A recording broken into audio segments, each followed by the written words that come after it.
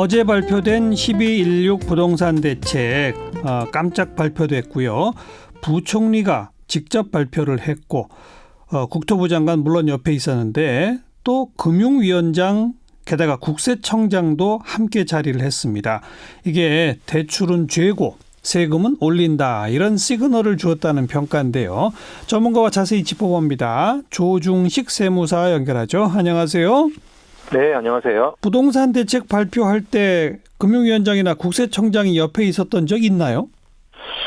제가 제 기억에는 잘 생각이 나질 않네요. 좀 이례적인 걸로 그죠? 예, 좀 보였습니다. 예. 그리고 부동산 대책 대체로 국토부 장관이 그냥 발표하는 네. 경우가 많은데 어제는 경제부총리가 직접 나섰다는 점에서도 그렇고 그죠? 네, 그렇습니다. 네. 어떻게 총평을 해보시면 어제의 대책에 대해서? 네, 뭐 아무래도 이제 제가 하는 일이 뭐 세무 쪽 일이다 보니까 예. 저는 이제 세제 정책 쪽으로 좀 관심 있게 볼 수밖에 없었는데요. 예. 우선은 뭐 여태까지도 뭐 이번 정부 들어서 보유세를 강화하는 그런 부분에 대한 발표는 계속 있어 오긴 했었는데 네. 이번에는 역시나 이제 단순히 세율도 올렸지만 이 공시가격 오늘 또 추가로 발표된 공시가격 현실화 방안이 같이 나오지 않았습니까? 그렇죠. 그래서 이제 보유세 부분은 이제 상당히 강화가 될 걸로 예상이 되면서 예. 과거에는 어쨌든 이 보유세 강화라는 게 사실 수요를 좀 억제는 정책으로 좀 볼 수가 있는데 예. 근데 이게 좀 안타까웠던 부분이 그러면 이제 보유하지 말고 팔라는 얘기인데 사실 빠져나갈 구멍을 안 만들어준 부분이 좀 있었어요. 예. 팔려고 해도 예. 세금이 또 양도세 중과 부분이 있다 보니까 그렇죠. 뭐 세금 무서워서 어떻게 또 파냐. 그러다 보니까 뭐 이제 가족한테 증여한 이런 이제 다른 형태로 이게 나타나고 그랬었는데 네. 이번에 좀 주목할 부분이 이 양도세 뭐 한시적이긴 하지만 또 이제 10년 이상 보유했다는 또 전제 조건이 좀 달려 있긴 하지만 예. 어쨌든 양도세 중과 부분을 좀 풀어줬다는 부분이 그래도 주목할 만한 부분이라고 보입니다. 네. 순서대로 설명하신 대로 한번 따라가 봅시다. 세율과 공시가격 이제 어제 오늘 이틀 연속 발표가 났는데 그러면 대체로 보유세가 어느 정도 올라간다고 봐야 돼요? 일부 언론들은 뭐 한꺼번에 2배 이상 뛸 거다 막 이러던데 그게 네. 맞나요? 네, 저도 이제 뭐 여러 언론사로부터 좀 요청을 받아서 제가 직접 계산을 해보기도 했고요. 예. 뭐 다른 쪽에서 시뮬레이션한 결과를 보기도 하고 했는데, 예. 그 1주택자 같은 경우, 이제 결국은 이제 비싼 집을 가지고 있는 경우에 보유세가 많이 올라가는 거는 뭐 기정사실인데, 예. 근데 그나마 1주택자 같은 경우에는 세부담 상한이 1.5배, 150%로 제한이 걸려 있어서, 그나마 이제 세금이, 실제 계산하면 세금이 많이 나와도, 그 소년 상한에 걸려서 일정 금액까지밖에 안 올라가는 그런 효과가 있지만 주택이 뭐 2주택, 3주택 이상 예. 이렇게 여러 채 가지고 있으면서 공시가격 합계가 뭐 20억, 30억 이렇게 이상 되는 사람들 같은 경우에는 예. 세부담이 정말로 막 3배까지도 올라가는 경우를 심심찮게 볼 수가 있었습니다. 한꺼번에 3배까지. 네. 그거는 그리고 그냥 재산세하고 종합부동산세를 다 합했을 때 얘기인 거죠? 네. 보유세 이제 재산세랑 종부세 합한 금액인데 그 세율도 올라가고 거기다가 이제 그 조정 대상 지역 2주택자 같은 경우도 그 세부담 상한이 300% 그러니까 3배까지 올릴 수 있다 이거거든요. 예. 그리고 그 공시가격 현실화 방안 오늘 발표된 내용에 따르면은 예. 내년에 뭐 일정 뭐 지역별로 내년 공시가격이 어느 정도 인상될 것이다라는 예상치가 나온 것들이 있어요. 네. 그래서 그런 부분들 실제로 시뮬레이션 해보면 정말로 한 뭐 1,000만 원 정도 되던 게 뭐 2,500만 원 이런 식으로 올라가는 경우도 볼 수가 있습니다. 그 공시가격이라는 거는 국회에서 법 개정 없어도 정부가 할 수 있는 거죠?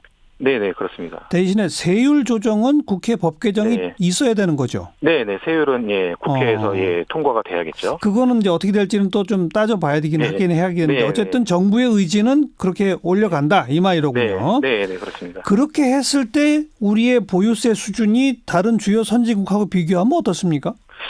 뭐 계속 얘기는 있었죠. 우리나라가 그 다른 선진국들에 비해서 보유세 부담이 낮다. 이런 얘기가 있었는데 어쨌든 뭐 보유세가 분명히 올라가는 거는 확실하기 때문에 선진국과 비교했을 때 그 격차가 뭐 제가 이제는 뭐 비슷한 수준이다라고 뭐 이렇게 딱 잘라 말씀드리기는 저도 이제 이렇게 뭐 확실히 계산을 해보거나 한 건 아니기 때문에 그렇게 단정지어 말씀드리기는 어렵지만 분명히 뭐 격차가 줄어들긴 할 텐데 그럼에도 불구하고 이제 우리나라 어쨌든 그 중요한 부분이 공시가격을 기준으로 세금이 계산이 되지 않습니까? 실제 그 집의 가치가 아니라 국가에서 이제 매긴 그 공시가격 기준으로 하는데 아직도 오늘 뭐 이렇게 뭐 현실화 방안이 나왔지만 여전히 뭐 한 70%도 안 되는 수준, 한 60% 수준 정도의 물 머물고 있다는 부분. 근데 선진국은 뭐 세율을 따지기 앞서서 실제 시가 기준으로 그 뭐 미국 같은 경우도 실제 취득한 가격 기준으로 보유세가 매겨지고요. 예. 결국은 시가죠. 그렇죠. 그러니까 시가 기준으로 계산이 되다 보니까 그 부분에서 어쨌든 차이가 날 수밖에 없는 구조인 것 같아요. 근데 어쨌든 이 현실화 방안에 따라서 뭐 지금 80%까지도 올리겠다고 하니까 뭐 30억 넘는 주택을 얘기하긴 하지만 어쨌든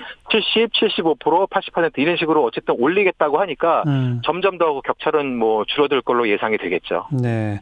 하지만 주요 선진국까지는 아직 보유세가 그 수준까지 된 건 아니다. 뭐, 예, 그 이상, 물론 이제 나라마다 뭐 모든 선진국이 다 우리보다 높다라고 할 수는 없겠지만, 예, 대체적으로 봤을 때 여전히 우리나라보다 높은 국가들이 아직도 많이 있다라고 얘기하게 됩니다. 보통 이런 거 분석할 때 보유세하고 양도세를 합친 것 중에서 보유세의 비중이 몇 %냐 이런 걸 따지잖아요. 네. 근데 그랬을 때 우리는 보유세 양도세를 합친 것 중에서 보유세 비중이 아직 선진국에 비해서 뭐 한 3분의 1밖에 안 된다 이런 얘기도 있더라고요. 네, 그러니까 보유세는 뭐 상대적으로 좀 낮고 그러니까요. 반대로 거래세 이제 뭐 취득세나 양도세 포함한 거래세 부분은 또 부담이 뭐 높은 게 아니냐 뭐 이런 지적들이 있었죠. 그러니까 저 세법 개정의 방향은 오히려 양도세나 취득세는 좀 앞으로 낮춰주고 대신에 보유세는 계속 늘려가자. 이쪽 방향이 되는 게 옳은 거 아닙니까? 네, 뭐 저도 개인적으로 그런 방향으로 가야 되지 않을까. 그래야 또 거래도 좀 더 활발하게 일어날 수 있을 것 같고요. 네. 그런데 이번에는 그 양도세 부분을 뭐 항구적으로 낮춰준다가 아니라 딱 6개월만 낮춰주겠다. 네네. 그리고 10년 이상 보유한 경우에만 낮춰주겠다. 이렇게 나온 거죠? 네네, 그렇습니다. 일단은 어쨌든 간에 뭐 그 세금 때문에 양도세 부담 때문에 뭐 좀 파는데 주저했던 사람들이 어쨌든 이 그 정책을 통해서 뭐 팔 수 있게 될 가능성이 있다라고 볼 수는 있겠지만 그 좀 제한적일 것 같아요. 일단은 10년 이상 보유한 주택에 한한다는 부분이 일단 있고요. 그리고 근데 사실 뭐 요 10년이 아니라 한 요 5년 사이에 엄청나게 오른 집들이 많잖아요. 그런 집들은 혜택의 대상이 아니라는 부분. 그리고 또 그 뭐 집을 좀 비싼 집을 가지고 있는 분들 같은 경우에는 이제 뭐 그 예를 들어 15억 이상 지금 어제 나온 발표 내용에 따르면 15억 이상 주택은 대출을 전혀 받을 수 없지 않습니까? 그렇죠. 그러니까 이게 팔려고 내놓긴 하는데 살 사람이 없을 수도 있어요. 좀 이제 가격이 나가는 집 같은 경우에는. 그래서 제 생각에는 좀 일단은 당연히 10년 이상 보유한 집들이 그 좀 매물로 나올 가능성이 높은데 그 중에서도 이제 상대적으로 저가인 주택을 여러 채 가진 사람들이 어쨌든 집을 여러 채 가지고 있으면 그 가격을 다 합쳐서 보유세를 매기다 보니 보유세 부담은 클 거거든요. 그러니까 그런 분들이 가지고 있는 집의 일부를 좀 상대적으로 저가인 주택의 주택 일부를 좀 내놓을 가능성은 있다. 그리고 예상이 됩니다. 고가 주택의 경우에 방금 팔려고 내놓겠지만 살 사람은 없을 수 있다라고 했잖아요. 그렇기 때문에 가격이 떨어지는 거 아닙니까? 네, 뭐 그럴 수도 있겠죠. 정부가 지금 그걸 노리고 있는 거 아니에요? 네네네. 그럴 수도 있겠죠. 그러니까 어쨌든 15억 밑으로 내려가야. 그러니까요. 이제 무슨 30억짜리를 15억 밑으로 팔 수는 없겠지만 어느 정도 그 정도 선에 있는 주택이라면 그 밑으로 내려가야 그나마 살 수 있는 사람을 찾을 수 있잖아요. 서울 지역에 지난 한 1, 2년 사이 평균적으로 40%가 올랐다는 그 자료가 있었잖아요. 네네. 이거 제정신 아니진 거 아니에요? 조준식 세무사 보시기에도?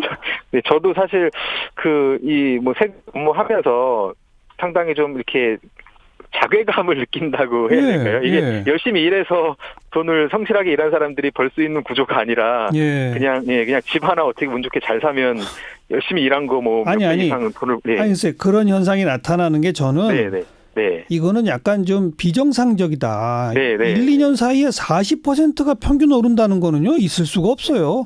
곧 떨어진다는 얘기 아니에요? 네, 그렇죠. 그러니까 뭐 거품이 너무 심하게 껴있다라는 거는 이제 확실한데 어쨌든 간에 뭐 정부의 정책 탓을 해야 될지 뭐 어쩔지는 모르겠지만 국민들이 이게 떨어진다라는 부분에 대해서는 믿지를 못하고 어쨌든 여전히 상승할 것이다라는 기대감을 계속 가지고 있고 또 그러다 보니 더더욱 불안하고 이러면 정말 집을 못 사는 게 아닌가 이런 심리가 계속 작용이 돼서 좀 이런 안 좋은 시장 상황으로 나타난 게 아닌가 생각이 듭니다. 이번 대책은 좀 효과를 볼 거라고 본다. 우리 세무사님도. 그래도 전보다는 물론 이제 전보다는 그래도 낫지 않을까 생각 기대를 해봅니다. 지켜볼게요. 고맙습니다. 네, 감사합니다. 조중식 세무사였어요.